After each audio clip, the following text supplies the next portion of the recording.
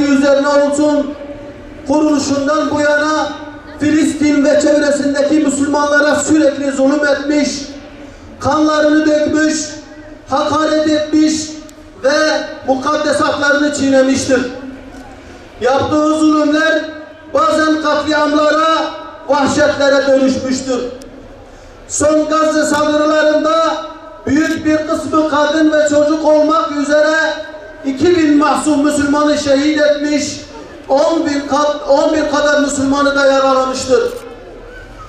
En son 2 gün önce bu vahşi örgüt mübarek Mescid-ül Aksa'nın içine girip potinleriyle minber ve mihrabını çiğnemiş, Kur'an-ı Kerimleri yerlere atmıştır.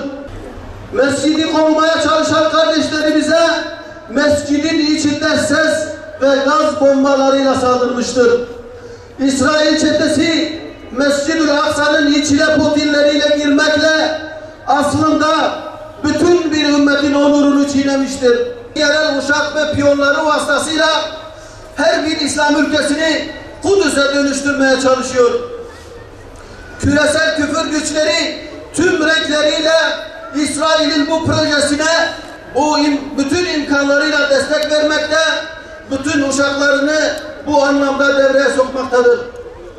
Bundan dolayıdır ki özellikle İslam ülkeleri içerisinde bir yandan savaşlar ve kargaşalar çıkartılırken diğer taraftan başka küfür devletleri kurtarıcı olarak devreye girmekte, oradaki varlıklarımızı tahrip etmekte ve sonraki aşamalarda İsrail'in çıkarlarına hizmet edecek yapılar yerleştirmektedir. Tüm dünya Müslümanlarına seslenerek şu hatırlatmada bulunuyoruz. İsrail ve uşaklarının cesaretleri ümmetin parçalanmışlığından ve bölünmüşlüğünden kaynaklanıyor. Eğer Müslümanlar izzetli bir hayat yaşamak istiyorlarsa Rabbimizin bu emri gereği bir an önce birbirleriyle kenetlenip küfri akımlar karşısında yekvücut olmalarının ilahi bir yükümlülük olduğunu hatırlatıyoruz.